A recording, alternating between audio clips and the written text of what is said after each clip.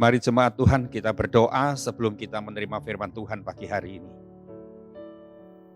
Dengan hati yang terbuka, dengan sukacita pagi hari ini kami menghampiri Engkau di dalam ibadah online kami. Tuhan, kami rasakan ketika kami membuka hati, ketika kami dengan sukacita menyambut Engkau dalam setiap ibadah walaupun secara online, kami alami jamahan Tuhan di tempat kami masing-masing. Kami mengalami sukacita ketika kami mengikuti ibadah secara online ini. Dalam beberapa bulan terakhir ini kami tidak pernah merasa kering rohani kami. Kami tidak pernah merasa gersang hati kami. Karena hati kami selalu diairi dengan hadirat Tuhan. Bawa jemaat-Mu pagi hari ini Tuhan, untuk mengikuti ibadah ini dengan sungguh penuh kerinduan kepada Tuhan. Jangan ada yang setengah hati kami Tuhan. Jangan ada yang dengan ogah-ogahan Tuhan. Kami berdoa pagi hari ini. Jamah hati setiap umat-Mu. Jamah hati setiap jemaat Tuhan yang ada di tempat mereka sendiri. Tuhan, kami berdoa biar setiap kami dimanapun kami berada, dalam kondisi apapun keadaan kami selalu menanti-nantikan Engkau. Kami selalu merindukan Engkau dan memberi tempat yang terbaik, waktu yang terbaik untuk kami beribadah kepada Tuhan. Terima kasih Tuhan, dan kami tetap ingat firman-Mu. Berbahagialah orang yang haus akan kebenaran, maka kami akan dipuaskan. Itu yang terjadi dalam hidup kami. Urapi hamba-Mu, urapi kami semua yang mendengar, dan hadirat-Mu Roh Kudus terus bekerja dan membuka mata rohani kami Tuhan. Terima kasih Bapa, terima kasih, kami bersyukur pagi hari yang indah ini kami bisa bertemu dengan Engkau secara pribadi. Dalam nama Yesus, haleluya. Amin. Bapak, Ibu, Saudara, Shalom, selamat pagi. Saya ingat ini sudah bulan yang kelima kita tetap beribadah di rumah, ibadah secara online. Saya tetap menyerukan kepada semua jemaat Tuhan, jangan sampai menganggap remeh ibadah yang kita lakukan secara online ini. Memang ini sesuatu yang tidak biasanya kita lakukan. Ya, kita kalau beribadah kita tahu selalu kita di gereja, di rumah Tuhan. Tetapi namanya new normal inilah gitu Saudara. Biasanya yang tidak normal hari ini menjadi normal begitu Saudara.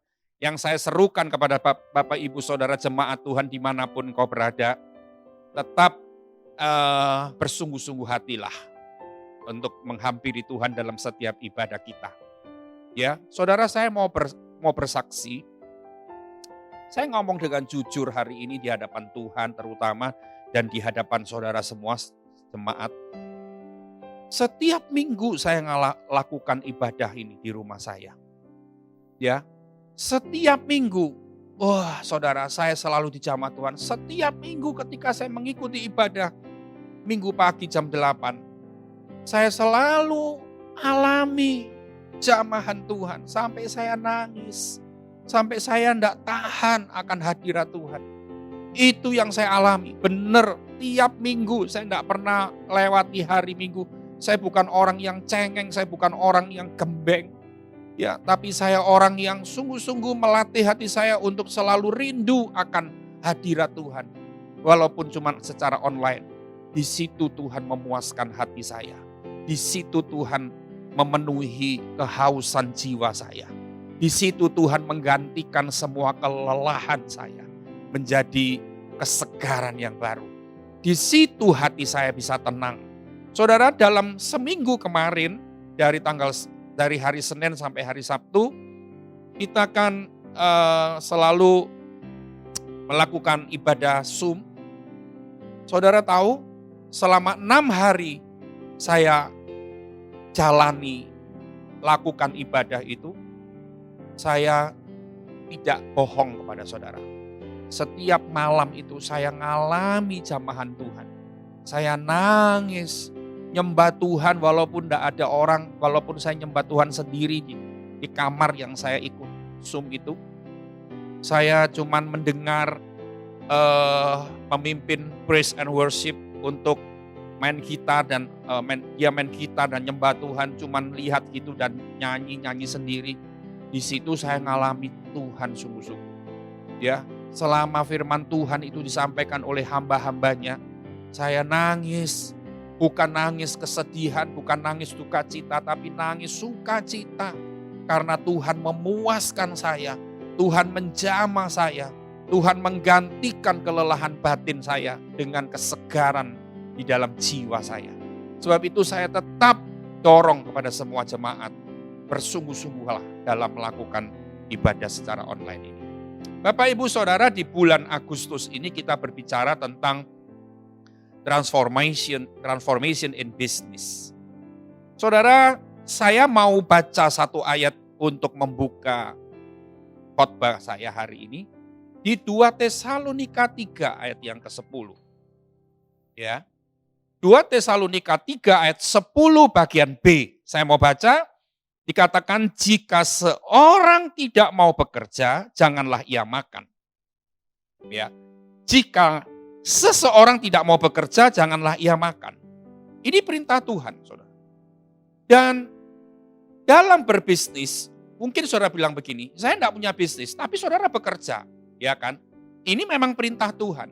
Saudara melakukan pekerjaan apapun, karyawan, saudara menjadi pegawai, saudara menjadi bidang apa saja dalam pekerjaanmu, atau saudara punya usaha sendiri, saudara punya toko, punya usaha rumah makan, usaha online, usaha apa, itu namanya bekerja dan itu dikehendaki Tuhan. Karena apa? Karena Tuhan yang menyuruh kita harus bekerja. Bekerja dalam arti berbisnis, berusaha, melakukan usaha apa saja, melakukan pekerjaan sehari-hari, aktivitas di kantor, di toko, di tempat kerja kita, semuanya dalam posisi apapun, sebagai profesional apa, sebagai dokter, sebagai apapun, itu namanya bekerja. Dan ini perintah Tuhan. Asal kita lakukan dengan baik dan bisnis kita bisnis yang halal, itu semua akan alami sesuatu yang baik dari Tuhan. Nah, saudara, hari ini saya akan membahas begini. Ya. Kesalahan-kesalahan kita dalam bekerja ini apa? Ya, karena gini, kalau kita tidak tahu kesalahan kita, maka kita akan lakukan terus kesalahan itu. Dan itu akan merugikan kita. Saudara, kita akan buka di kitab Nabi Yoel, ayat yang pertama. Nabi Yoel ayat yang pertama, itu di atas ayat yang kedua ada satu kata, ada perikop yang berkata tulah belalang sebagai hukuman Tuhan. Tulah belalang sebagai hukuman Tuhan. Ya saudara. Di kitab Yoel pasal 1 ini diceritakan bagaimana umat Israel ini mengalami hukuman Tuhan. Kalau ada hukuman berarti ada sebuah kesalahan yang dilakukan oleh umat Israel sehingga Tuhan marah, Tuhan menghukum. Saudara, di ayat 1, di pasal 1 ayat 5 dikatakan begini. Ya, ayat 5. Bangunlah hai pemabuk dan menangislah. Merataplah hai semua peminum anggur karena anggur baru, sebab sudah dirampas dari mulutmu anggur itu. Saudara lihat, ayat ini mungkin saudara berpikir gini, oh ini ayat untuk orang-orang yang gemar minum minuman keras. Mungkin saudara berpikir, oh ini ayat untuk orang-orang yang senang mabuk, senang minum, kan ada toh? Banyak orang Kristen juga seperti itu kan. Saudara, kalau kumpul-kumpul pasti minum. Nah, pasti kalau sudah ada di luar kota, lagi berlibur, minum. Ada pesta-pesta, minum, kan gitu. Sampai pun kadang-kadang mabuk. Ya, Ini ayat mungkin saudara berpikir untuk mereka-mereka saja. Saya enggak pernah mabuk, saya enggak suka minum. Kalau minum sedikit, merah dan gatal-gatal seluruh tubuh dan saudara merasa aman. Tunggu dulu saudara, tunggu.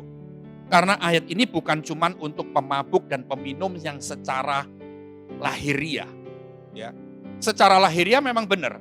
Tetapi saya akan memberikan keterangan kepada saudara berhubungan dengan pekerjaan kita. Berhubungan dengan bisnis kita. Ya. Bangunlah hai pemabuk dan menangislah. Saudara, kata pemabuk. Saya tadinya tuh cari di kitab Yoel ini saudara. Kan tadi ada perikop berkata, tulah belalang sebagai hukuman Tuhan. Dan kalau saya baca, hukuman Tuhan itu sangat menakutkan kepada umat Israel yang dipesankan melalui Nabi Yoel ini. Ya saudara. Lalu saya penasaran gitu saudara. Saya penasaran, apa salahnya umat Israel kok sampai dihukum secara seperti itu sama Tuhan? Ternyata saya cari dan Tuhan menunjukkan ayat 5 ini. Hai pemabuk, saudara katakan kata-kata pemabuk itu berarti orang yang tukang mabuk. Bukan yang sekedar mabuk 1 kali, 2 kali. Tapi pemabuk itu adalah orang yang selalu mabuk. Ya, tukang mabuk. Saudara tahu, ciri orang mabuk itu apa? Nah, ciri orang mabuk itu saudara, nomor 1, dia lupa diri. Ini orang mabuk. Saya belum mengartikan secara rohani. Ya, lupa diri.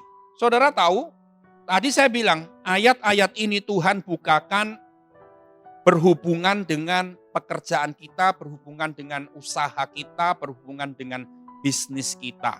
Saudara, dikatakan anggur ayat 5, peminum anggur karena anggur baru sudah dirampas dari mulutmu. Saudara, lihat, anggur itu berbicara apa? Sebelum saya akan meneruskan tadi tentang lupa diri, ciri-ciri orang mabuk, saya mau bahas sedikit tentang anggur. Anggur itu bicara semua yang manis.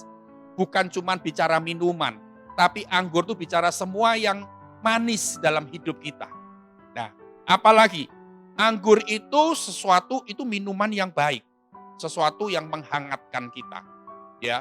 Dan anggur itu secara rohani bicara soal yang semua yang baik, semua yang manis, semua yang menyenangkan anggur itu. Jadi kalau orang pesta, dia akan minum anggur, sediakan anggur. Kalau orang ini mengadakan senang-senang dengan teman-temannya, dia pasti ada anggur di situ. Anggur bicara semua yang menyenangkan dalam hidup kita. Ya saudara, apalagi anggur bicara sesuatu yang berguna, sesuatu yang membahagiakan.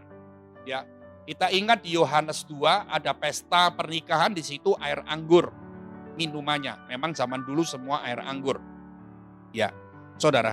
Jadi anggur ini bicara semua yang manis dalam hidup kita. Saudara boleh perinci sendiri. Semua yang manis itu bicara soal apa? Soal kekayaan, uang yang banyak, semua yang manis kan? Teman-teman yang menyenangkan, semua yang baik. Oh, kesehatan, ini baik kan? Keluarga, saudara. Semua yang menyenangkan ini apa? Semua yang kita miliki ini, semua yang harta yang kita miliki itu menyenangkan. Semua yang berguna itu apa? Kita bisa perinci sendiri. Itu anggur, itu bicara soal itu. Saudara dengar. Tetapi Tuhan bilang kepada umat Israel melalui Nabi Yoel, ya, dia bilang begini, merataplah orang, hai pemabuk, menangislah sebab anggur baru sudah dirampas dari mulutmu. Saudara lihat, makanya gini, kenapa banyak orang Kristen yang saat ini ngalami di masa-masa sulit, masa-masa krisis ini, kehilangan semua yang manis, kehilangan semua yang baik, kehilangan semua yang menyenangkan, kehilangan semua yang berguna, ya, keluarga itu yang baik bisa terjadi perselisihan, pertengkaran, terjadi iri hati, terjadi salah paham, ya semua yang manis, kekayaan kita, harta kita, uang kita rasanya diobrak-abrik dengan masa-masa pandemi ini, dalam masa-masa pandemi ini. semua yang menyenangkan, semua yang berguna rasanya diambil dari hidup kita.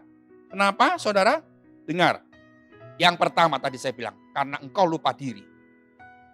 Lupa diri apa? Lupa diri ini ciri orang mabuk. Saudara, saya mau baca sebentar di dalam kitab Ulangan 8 ayat yang ke-17. Ya. Ulangan 8 ayat yang ke-17. Ulangan 8 ayat 17 berkata gini, maka janganlah kau katakan dalam hatimu kekuasaanku dan kekuatan tanganku lah yang membuat aku memperoleh kekayaan ini. Ini orang lupa diri. Kalau dia bisa kerja, tangannya dibuat berhasil sama Tuhan, dia lupa. Jangan kau katakan dalam hatimu bahwa kekuasaanku, kekuatan tanganku lah yang membuat aku memperoleh kekayaan. Kalau saudara bisa kaya, saudara bisa sukses dalam bisnismu, saudara bisa sukses dalam pekerjaanmu sebagai karyawan, naik jabatan terus, gaji meningkat dan sebagainya, saudara lupa diri. Kalau itu datangnya dari Tuhan. Kalau itu yang membuat kemampuan memberikan hikmat itu Tuhan. Nah, saudara, lupa diri. Banyak orang Kristen hari-hari ini lupa diri. Jangan-jangan kita yang mendengar firman Tuhan hari ini sedang lupa diri. Lupa diri apa? Lupa diri kalau semua itu datang dari Tuhan. Kita bisa punya mobil, kita bisa punya rumah tanpa kontrak lagi. Kita bisa punya harta, kita bisa punya apalah uang yang lebih, mungkin deposito dan sebagainya. Simpanan-simpanan kita. Kita lupa kalau itu datangnya dari Tuhan. Ya, lupa apa lagi? Lupa kalau hidup ini anugerah. Ya saudara. Saudara pikir, wah aku bisa closing terus. Saudara yang kerja sebagai broker atau sebagai apa. Saudara tiap bulan closing berapa orang terus. Saudara. Dan saudara merasa, wah memang aku mampu. Aku memang pintar ngomong. Orang kalau dengar omonganku dia langsung percaya. Dia langsung kutuk gitu kan. Orang Jawa bilang. Nah saudara, dia lupa diri kalau hidup ini anugerah. Dia lupa diri kalau kerja tanpa Tuhan itu kita nggak bisa apa-apa. Jadi kalau engkau kerja dan engkau berhasil, kalau engkau kerja engkau bisa mendapatkan kekayaan, engkau dulu nggak punya rumah, sekarang engkau bisa punya rumah. Lupa kalau itu anugerah, kalau itu Tuhan yang memberikan kemampuan pada kita. Tanpa Tuhan kita nggak bisa apa-apa, jangan lupa. Makanya saudara, ketika kita suka lupa diri, maka Tuhan nggak memberkati kita. Nah saudara, kita lihat sekarang. Ya, kita harus nggak boleh lupa. Tapi lupa diri ini ciri orang mabuk. Makanya engkau nggak usah mabuk dengan kekayaanmu. Engkau nggak usah mabuk dengan pekerjaanmu. Saudara kan, kalau saudara jadi orang yang mabuk pekerjaan apa? Pagi, siang, sore, malam kau bekerja terus. Hari-harimu penuh dengan pekerjaan. Urusan dengan Tuhan nanti. Urusan dengan keluarga nanti. Urusan dengan kesehatan, nanti. Yang penting kerja. Ini orang mabuk, lupa diri. Lupa diri, lupa istirahat, lupa makan, lupa segala. Lupa anak, lupa suami, lupa istri. Wah, lupa Tuhan itu sudah pasti. Wong istri yang kelihatan, suami yang kelihatan, anak aja dilupakan kok. Ini orang mabuk. Apalagi Tuhan yang tidak kelihatan. Nah saudara dengar loh ini. Ini hati-hati loh. Banyak orang Kristen, banyak pelayan Tuhan yang tidak berhati-hati kalau tidak diingatkan oleh firman Tuhan, kita jadi orang yang mabuk. Tuhan nyuruh kita bekerja. Betul dia yang nyuruh. Kalau tidak kerja tidak usah makan. Ya, dia suruh. Tapi kita harus tahu porsi yang benar, jangan mabuk. Kalau engkau mabuk, mabuklah dengan Tuhan. Jangan mabuk dengan orang, dengan hal-hal yang di dunia ini. Saudara punya anak yang paling luar biasa pun, jangan mabuk karena dia. Engkau punya kekayaan yang seberapa besar pun, jangan mabuk dengan kekayaan. Karena semua ini tidak kekal. Ya saudara, dengar ini. Apalagi ciri orang mabuk. Ya, mabuk yang kedua, dia nggak tahu keadaannya. Nah, saudara tahu bukan lupa diri saja orang-orang. Tapi orang yang mabuk dia nggak tahu tentang keadaannya. Keadaannya ngapain? Dia sudah cinta uang, dia cinta kekayaan, dia sudah nggak cinta Tuhan, dia nggak kroso. Nggak tahu. Nggak tahu.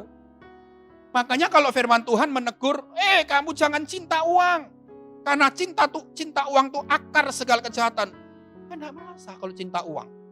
Dia merasa aku cinta Tuhan kok. Oh Tuhan, gitu kan saudara. Dia nggak merasa, nggak tahu tentang keadaannya. Kalau firman Tuhan menegur dia nggak terasa. Ya. Sudah tilep uangnya Tuhan, dia nggak merasa bersalah.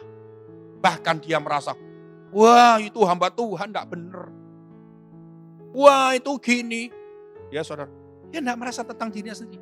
Dia sudah nggak jujur pakai uangnya Tuhan, dia nggak merasa.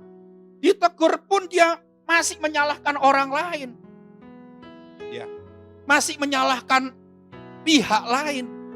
Dia nggak pernah merasa bahwa dia sudah dalam keadaan yang seperti itu. Dan dia tenang-tenang aja. Merasa semua oke, fine aja. Saudara. Sudah salah jalan dalam berbisnis. Ya. Sudah menipu sana, menipu sini. Dia tidak merasa, tidak tahu keadaannya. Ini bahaya sekali. Ini orang mabuk. Saudara kalau mabuk dengan kekayaan, saudara mabuk dengan bekerja, saudara mabuk cari uang, saudara mabuk dengan segala hartamu, engkau akan jadi orang yang seperti itu. Tidak tahu keadaan. Merasa baik-baik, merasa tetap dekat sama Tuhan, padahal sudah jauh sama Tuhan. Sudah terpisah sama Tuhan. Jam-jam doamu sudah tidak ada lagi. Keakrabanmu dengan Tuhan, ya kedekatanmu dengan Tuhan sudah tidak ada lagi. Tidak merasa. Saudara. Ya, dia sudah sombong karena apa? Karena dia tidak mengakui, kan tadi orang lagi lupa diri.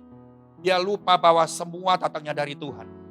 Orang yang lupa diri dia merasa bahwa semua yang aku capai ini karena aku mampu. Nah, saudara, orang yang seperti itu akan merasa sombong. Aku. Itu ya saudara. Waduh, saya itu baru mengenal seseorang dalam beberapa bulan. Dalam bulan Januari 2020. Saya mengenal seseorang bulan Januari 2020 itu saya pergi ke satu kota di Jawa Timur ini. Saudara. Karena ada teman saya yang meninggal secara mendadak. Saudara. Ketika saya datang di situ, teman saya ini laki-laki dan istrinya belum ada di rumah duka itu.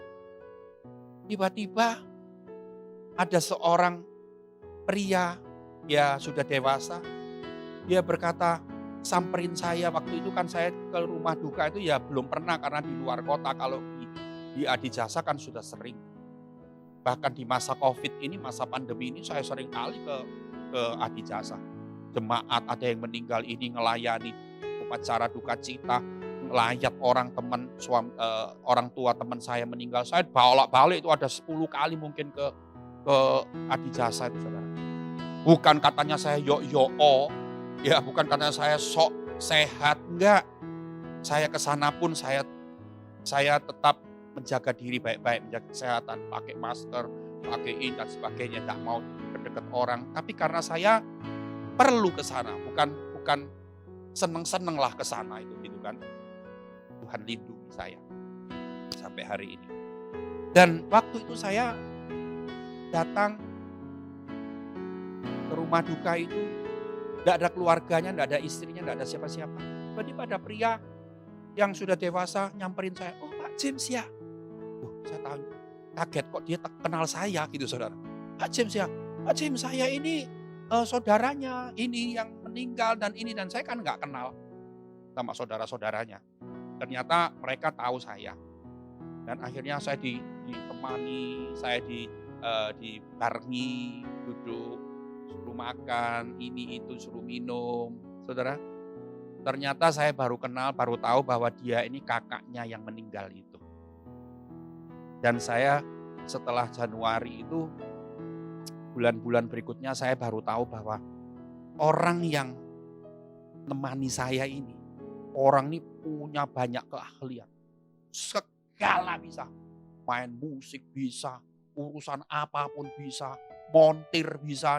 Montir itu maksudnya dandani mobil-mobil itu bisa. Urusan apapun bisa, bahasa Inggris pinter, apa saja, bidang apa saja seorang mau ngomong, ini bidang ini bisa, bidang itu bisa.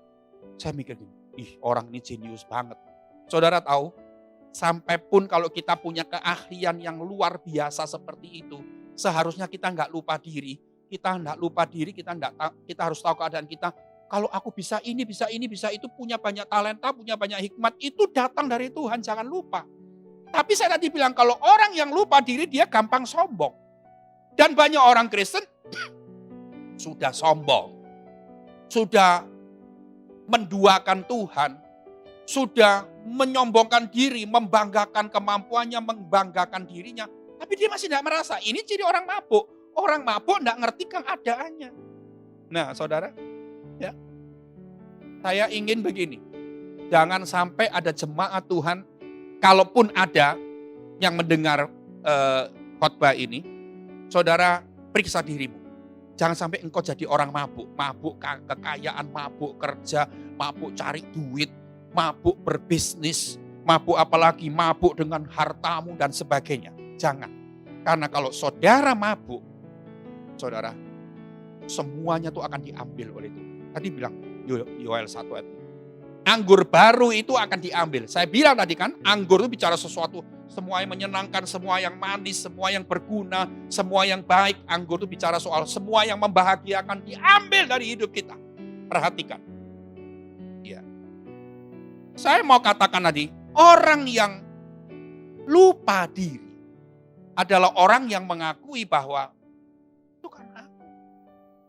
karena aku mampu. Dan saudara, kalau engkau mau mengakui dan engkau tidak lupa diri, memang hidup ini karena anugerah. Memang ini karena Tuhan. Karena Tuhan yang memberi kemampuan. Maka orang itu akan bagaimana? Orang itu akan bekerja, berbisnis. Dia selalu mengandalkan Tuhan. Betul tidak, saudara? Karena dia tidak lupa diri, dia tahu. Dia tidak mabuk, dia bisa punya bisnis ini karena Tuhan. Aku bisa beli mobil ini karena Tuhan. Karena berkat Tuhan. Karena Tuhan yang benar-benar memberkati pekerjaanku. Orang yang seperti ini dia selalu akan mengandalkan Tuhan. Ya. Orang yang seperti ini dia selalu menghargai perintah-perintah Tuhan. Perhatikan. Kalau saudara sudah tidak mengandalkan Tuhan, jangan-jangan engkau sudah mabuk. Tapi kalau orang yang mengakui bahwa semua karena Tuhan, bukan cuma di mulut, tapi dalam sikap hatimu kau mengakui, orang itu pasti mengandalkan Tuhan. Pasti orang itu menghargai semua perintah Tuhan. Dihormati perintah-perintah itu dihormati. Dalam berbisnis orang itu akan memakai hukum-hukum undang-undang Tuhan. Hukum-hukum undang-undang kerajaan Allah akan dipakai. Orang yang mengakui bahwa semuanya datang dari Tuhan. Seperti tadi Ulangan 8, dia tidak lupa diri. Orang itu akan melakukan pekerjaannya sesuai dengan kehendak Tuhan. Akan melakukan bisnisnya, akan mengembangkan bisnisnya sesuai dengan kehendak Tuhan. Karena dia mengandalkan Tuhan. Tanpa Tuhan aku tidak bisa apa-apa. Tapi kalau ada orang yang sudah lupa diri, dia tahu saudara, wah saudara dia mau ini, mau itu, mau ini, mau itu. Artinya akhirnya habis. Beberapa minggu yang lalu saya dengar ada seorang pendeta besar kena uang puluhan M. Saudara, habis puluhan M. Karena diinvestasikan ke sesuatu investasi. Ya saudara. Dan ya, mari kita belajar melihat apapun kita mawas diri dengan hidup kita. Ya saudara. Jangan pernah lupa diri. Jangan pernah gak tahu tentang keadaan. Kalau engkau hari ini sudah sombong di hadapan Tuhan. Kalau hari ini engkau sudah cinta uang. Kalau hari ini engkau sedang tidak jujur dengan keuanganmu. Engkau harus merasa. Engkau harus tahu keadaanmu. Jangan gak tahu apa-apa. Kalau firman Tuhan menegur engkau biasa-biasa gak ngerosok. Ini orang yang mabuk. Nah saudara lihat. Yoel 1 ayat 12. Saya mau baca lagi untuk saudara. Yoel 1 ayat 12 dikatakan gini, pohon anggur sudah kering, pohon ara sudah merana, pohon delima juga pohon kurma dan pohon apel, segala pohon di padang sudah mengering.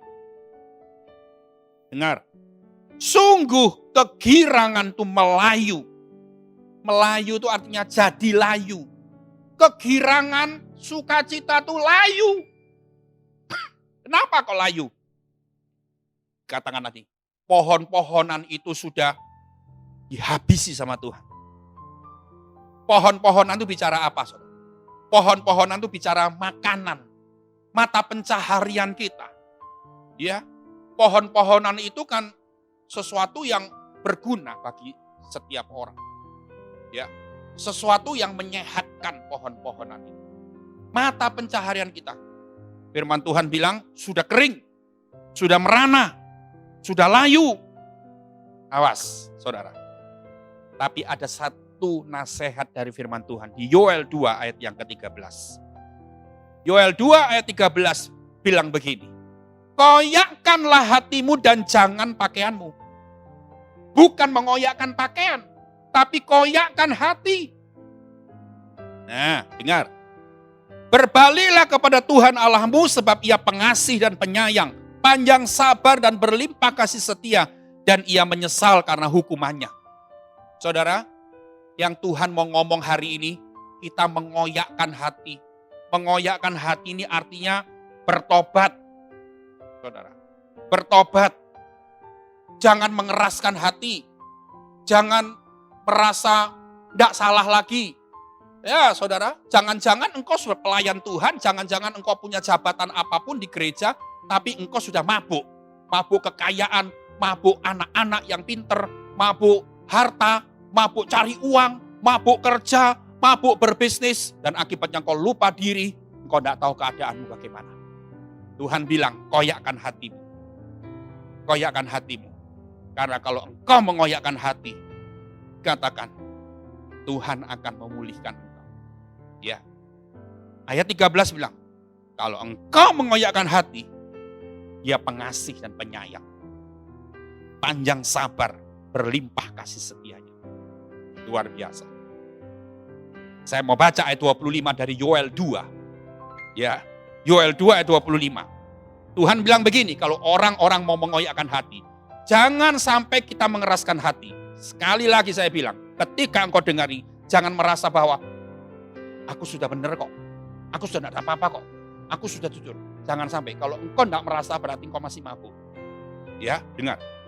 Kalau engkau mengoyakkan hati, Tuhan bilang gini ayat 25. Aku akan memulihkan kepadamu tahun-tahun yang hasilnya dimakan habis oleh belalang pindahan, belalang pelompat, belalang pelahap, belalang pengerip, tentaraku yang besar yang kukirim ke antara kamu. Maka kamu akan makan dan menjadi makan banyak-banyak dan menjadi kenyang, dan kamu akan memuji-muji nama Tuhan Allahmu. Dengar saudara.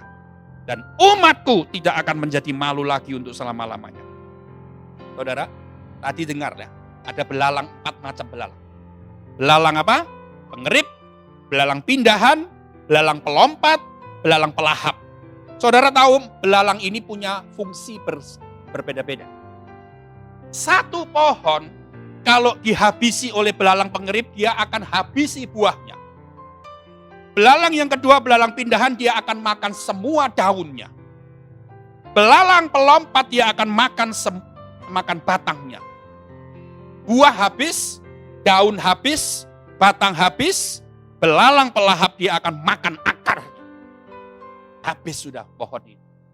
Saudara, ada 4 macam belalang yang akan menghabisi bisnis kita, pekerjaan kita, keluarga kita. Waduh, saudara. Kadang-kadang saya ngeri lihat pengalaman-pengalaman orang yang ngalami seperti itu, tapi dia tidak merasa apa-apa.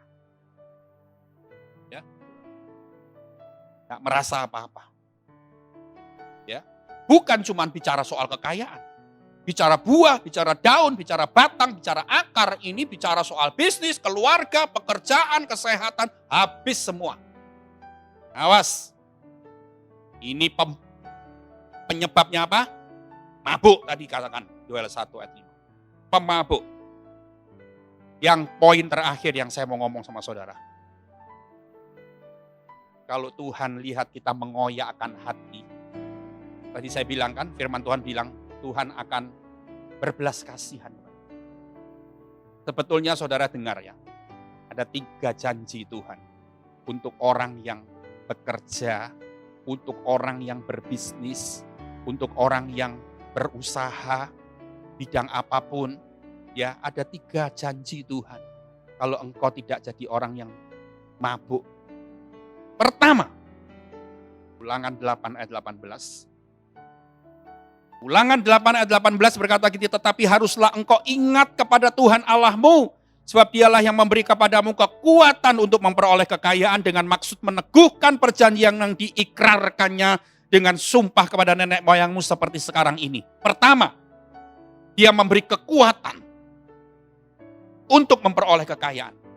Janji Tuhan bagi orang yang tidak mabuk dalam pekerjaan, dalam berbisnis, dalam segala hal di dunia ini, ada kekuatan ilahi. Dengar, ada kekuatan ilahi. Ya, kekuatan ilahi itu artinya Tuhan memampukan kita, memberi kekuatan kepada kita untuk jadi kaya. Yang kedua, Filipi 4 ayat 19. Ya, Filipi 4 ayat 19 berkata, Allahku akan memenuhi segala keperluanku menurut kekayaan dan kemuliaannya dalam Kristus Yesus. Yang kedua, ada penyediaan ilahi. Yang pertama kekuatan ilahi, yang kedua penyediaan ilahi, yang ketiga adalah perlindungan ilahi, saudara. Perlindungan ilahi itu ada di Maliakhi 3 ayat yang ke-11.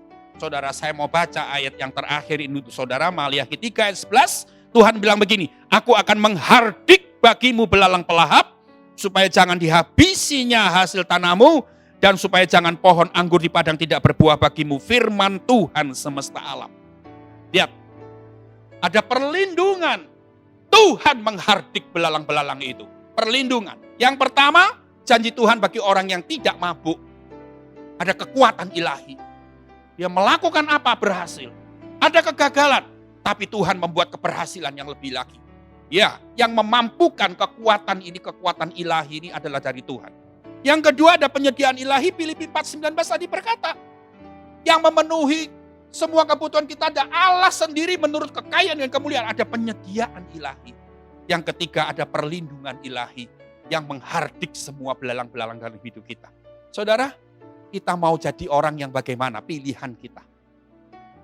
Mau jadi orang yang berbisnis, bekerja, menikmati semuanya, mabuk, lupa diri, gak taruh Tuhan di pertama. Pekerjaan yang terus, pekerjaan yang menghasilkan uang, wow. Tambah kaya, tambah sibuk, tambah kaya, tambah sibuk, tambah lupa Tuhan. Tambah congkak hatinya. Ditegur sedikit marah, gitu kan saudara. Wah, ada kesalahan sedikit ya marah. Awas. Ya. Hal ini harus menjadi peringatan bagi kita. Termasuk pada saya. Kalau Tuhan mempercayakan banyak pelayanan, banyak fasilitas kepada saya. Dengar, saya tidak boleh mabuk dengan pelayanan pun. Saya tetap harus mabuk dengan Tuhan. Waktu-waktu saya dengan Tuhan itu sesuatu yang paling saya sukai. Maka sebab itu tadi di awal khotbah saya tadi, saya bilang, khotbah-khotbah online, ibadah-ibadah online, persekutuan-persekutuan melalui Zoom itu. Saya ngalami Tuhan, saya nangis. Setiap minggu saya tidak berhenti nangis, saudara. Bukan nangis kapan Tuhan COVID ini berhenti supaya gereja buka lagi. Enggak. Saya nangis Tuhan, saya ikut ibadah tuh saya taruh tangan saya di dada, saya nangis. Tuhan, Engkau sungguh dahsyat. Engkau sungguh luar biasa. Saya nangis. Ikut Zoom seminggu ini saya juga ngalami jamahan Tuhan, dan di jamaah Tuhan nangis terus saya. Dan saya nangis kebahagiaan. Nangis bahagia, bukan nangis duka cita.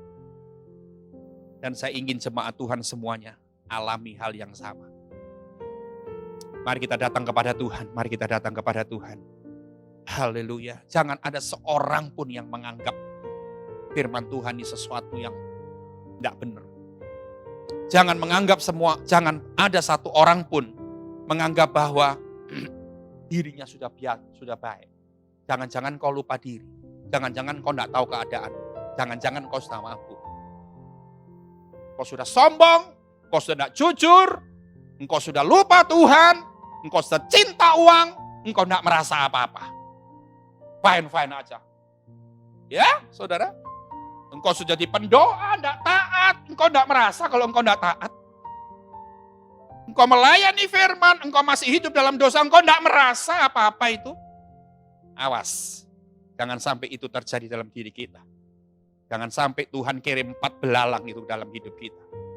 Tuhan, kami menadahkan hati kami, membuka hati kami di hadapan-Mu.